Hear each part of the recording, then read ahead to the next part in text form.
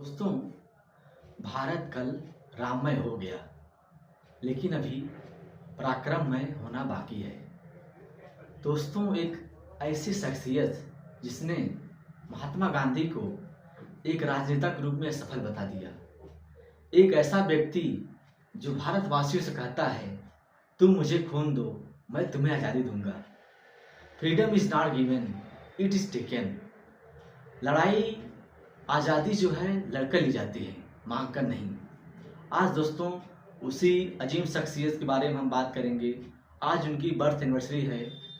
आज श्री सुभाष चंद्र बोस जी का birth anniversary है। उनको ढेर सारी शुभकामनाएं देता हूँ। जहाँ भी वो मौजूद हैं, परमात्मा उनकी इस मनोकामना करता हूँ उनके मंगलमय के लिए। और मैं लक्ष्मण कुमार उनके श्री चरणों में प्रणाम करता हूँ। तो नमस्कार दोस्तों, मैं लक्ष्मण कुमार अपने यूट्यूब चैनल जौनपुर वाला में आप सभी का स्वागत खैर मकदम करता हूं। दोस्तों, आज जिस अजीब शख्सियत के बारे में मुझे वह कहना है, इतने संक्षेप में कहना बड़ा ही नामुमकिन है। फिर भी अपनी छोटी सी हैसियत में मैं प्रयास करूंगा कि उनकी जो है उपलब्धियां जो हैं, उन्होंने क्या क्या ख्याति प्राप्त की हैं, क्या क्या भारत को दिया, क्या क्या विश्व को दिया, उन्हीं के बारे में आज हम लोग संक्षेप में चर्चा करेंगे। दोस्तों, सुभाष चंद्र बोस जी का जन्म आज ही के दिन 23 जनवरी 1897 को कटक, जो वर्तमान में उड़ीसा राज्य में आता है, जब वो जन्म लिए थे तो बंगाल क्षेत्र के अधीन में आता था। इसी दिन उनका जो है जन्म हुआ था।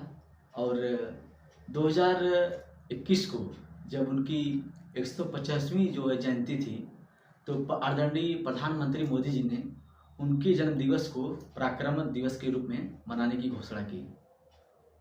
दोस्तों, बचपन से ही सुभाष चंद्र बोस बहुत प्रवीण थे, बहुत ही चतुर थे और एक बुद्धिमान व्यक्ति भी थे। पेशे से उनके पिताजी जो है वकील थे, तो उनके पिताजी के कहने पर वो अधीर थे कि मैं भी जो है यूपीएससी जो वर्तमान समय में है उसमें आईसीएस होता था, आईसीएस का एग्ज़ाम होता था, और उन्होंने उस एग्ज़ाम को दिया और पहली बार में उन्होंने जो है चौथी रैंक हासिल की। लेकिन वहाँ पर सेवा करने के बाद उनको लगा कि भारत में जो उसमें वर्तमान स्थिति थी, उनको लगा कि, और वो गांधी जी से प्रभावित होकर सोचे कि अब इस जॉब न, ये जो जिस जॉब में है इसको न कर कर हम इस जो है स्वतंत्रता आंदोलन में आएँ, और वहीं से वो स्वतंत्रता आंदोलन में कूद जाते हैं। दोस्तों, जब भारत में चौरी चौरा कांड और रॉलेट एक्ट आया और तमाम ऐसे तरह की जो है कि क्रांतियाँ हो रही थी उस समय, तो गांधी जी जो है इस क्रांति से, जब चौरी चौरा कांड हो रहा था, इसको वापस ले लिए।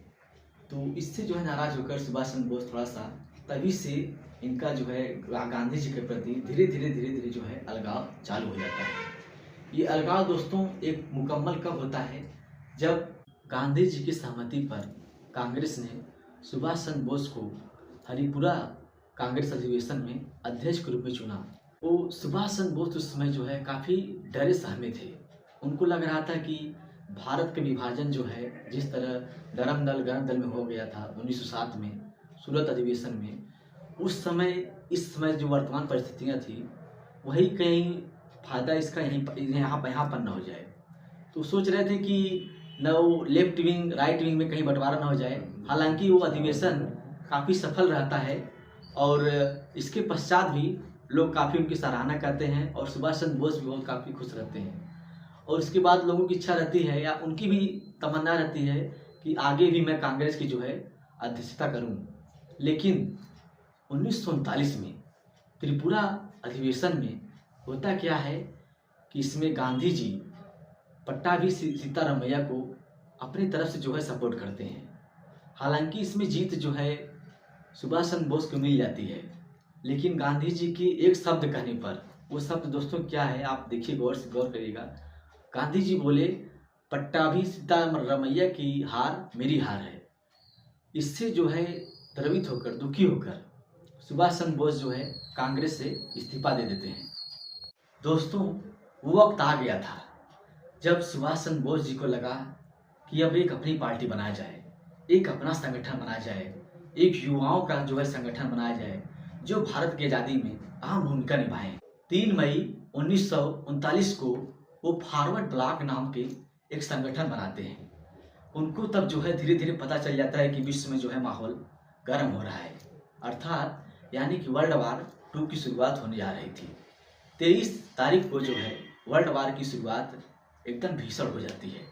तो हालांकि वो जेल में रहते हैं, उनकी स्वास्थ्य जो है तबीयत खराब रहती है, तो ब्रिटिश सरकार जो है क्या करती है, वो जब घर पर रहते हैं तो उनके घर पर भी सुरक्षा का पहरा लगाया जाता था, लेकिन वो धीरे से चोरी से चुपके से निकल कर घर से बाहर भाग जाते हैं। और यही वो मौका था जब उनको लगा कि जो है अब भारत को जो है आज़ादी की आवश्यकता बहुत जरूरी है। वो भारत से भागकर पहले रसिया जाते हैं, लेकिन जब रसिया वर्ल्ड वार में जो है मित्र राष्ट्रों के साथ जुड़ जाता है तो रसिया से छोड़कर वो चले जाते हैं जर्मनी। तो जर्मनी जाकर वहाँ से जो है वो हिटलर से मुलाकात करते हैं। हालांकि हिटलर उनका जो है हिमायती नहीं करते, उनको सांत्वना देकर सिर्फ कह देते हैं बस चलिए आपके हम युद्ध में साथ रहेंगे। चला तमाम देशों की यात्रा करने के बावजूद वो अपने आप को जो है असफल समझने लगे थे। तब जाकर उन्होंने सिंगापुर में चला तमाम जो है जहमत उठाने के बाद, तमाम देश विदेश यात्रा करने के बाद अर्थात वो सिंगापुर में पहुंच जाते हैं, जहां पर वो 4 जुलाई को द्वितीय आज़ाद हिंद फौज की जो है स्थापना करते थे। पहले जो है इसके पहले मोहन लाल सिंह जो है वहाँ पर कर चुके थे, तो इसलिए जो है ये दूसरा आज़ाद हिंद फौज की स्थापना करते हैं और उसके संस्थापक होते हैं। दोस्तों अब होता क्या है, वर्ल्ड वार में धीरे धीरे जो है जापान आत्मसमर्पण को जो है तैयार हो जाता है। जब अमेरिका जो है हिरोशिमा नागासाकी पर अपना बम फेंकता है तो जापान आत्मसमर्पण कर देता अपने आप को, और धीरे धीरे जर्मनी जो है हारने कगार पर रहती है। सुभाष चंद्र जो है इससे जो है उनके अंदर विभीषिका पैदा हो गई और वो दूसरे देश पर चले गए। अर्थात उनको लगने लगा कि जो है जिस देश में है वो देश अभी महफूज नहीं है। आखिरकार वो समय आ जाता है जब वो सभी भारतवासियों को संबोधित करते हैं। 6 जुलाई 1944 को वो बापूजी को संबोधित करते हैं कि बापूजी अब युद्ध मैंने छेड़ दिया है, अब इसका क्या परिणाम होगा ये तो मुझे नहीं मालूम, लेकिन जितना हो सकेगा मैं अपना योगदान करूंगा भारत को आज़ाद करवाने में। हालांकि गांधी जी इसी समय उनको नेताजी के नाम से संबोधित करते हैं, और नेताजी सुभाष चंद्र बोस जिनको कहा जाता है वो बापू को उसी समय राष्ट्रपिता के नाम से संबोधित करते हैं। दोस्तों आप यहाँ एक चीज़ देख सकते हैं कि जो उनके बीच मतभेद हुआ था वो आखिरकार अंत में जाके मिल जाते हैं वो दोनों लोग, और उनका दोनों लोगों का एक ही उद्देश्य था, भारत को आज़ाद करवाना। हालांकि यहाँ पर साध्य साधन की व्यवस्था रहती है। गांधी जी का सिद्धांत रहता है साध्य और साधन का, कि साध्य भी पवित्र होना चाहिए और साधन भी। तो साध्य अर्थात जो लक्ष्य है, और साधन अर्थात जो हम लोग साथ में लेकर चलते हैं। वो अहिंसा के जो है काफ़ी हिमायती थे, और लेकिन गांधी जी नहीं चाहते थे कि ये सुभाष चंद्र बोस हिंसा करें, लेकिन उनके कहने पर तमाम प्रयास करने के बावजूद भी वो आखिरकार जब हिंसा को उतरते हैं तो थोड़ी सी मतभेद जो है गांधी जी और सुभाष चंद्र बोस के बीच में हो जाता है। लेकिन अंततः क्या होता है, दोनों लोग जुड़ जाते हैं।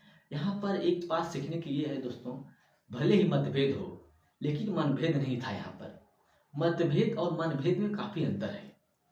मतभेद है कि जैसे मुझे चिकन खाना पसंद नहीं है, आपको शायद पसंद होगा, तो ये मतभेद हो सकता है।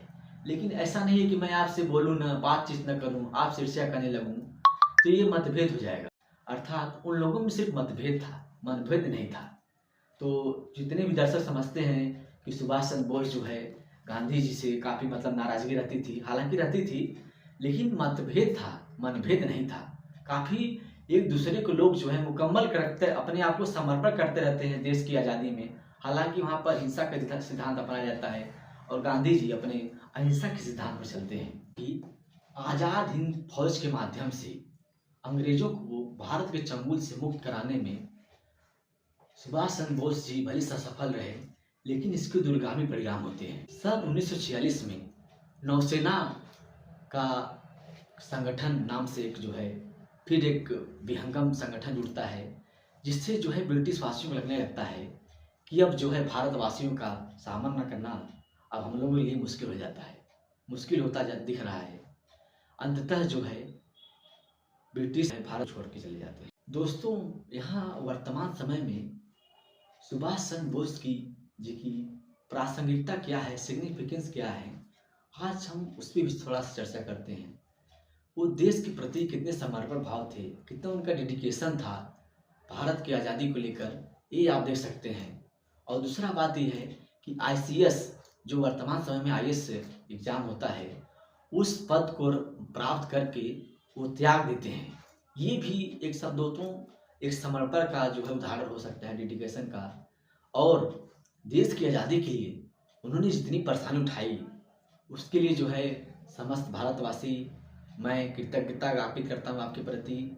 आपने जो है काफ़ी मशक्क़त उठाकर भारत को आज़ाद करवाने में बहुत प्रयास किया। कुछ लोग कहते हैं कि जब जापान पर आक्रमण हो जाता है, बताया जाता है कि उनकी जो है विमान दुर्घटना में मृत्यु हो जाती है। हालांकि ये अभी भी विवाद का पक्ष रहा है, अभी भी जो है ये कहा एकदम क्लियर नहीं है, स्पष्ट नहीं है कि हाँ ये पूरी तरह बात।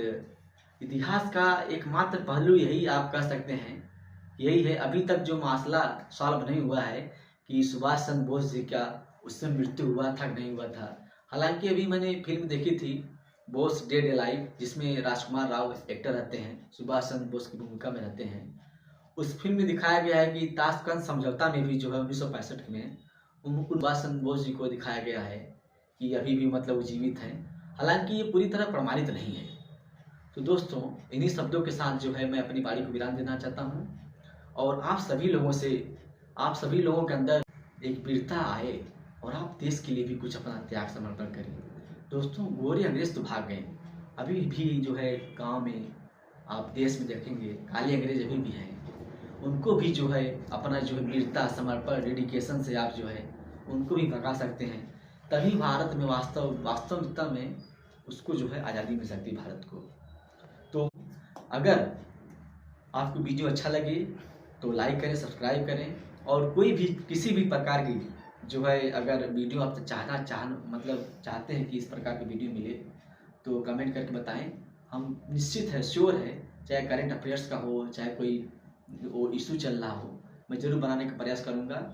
वीडियो में कोई त्रुटि हो तो अपनी उदारता से मुझे क्षमा करिएगा, अभी हम भी सीख रहे हैं।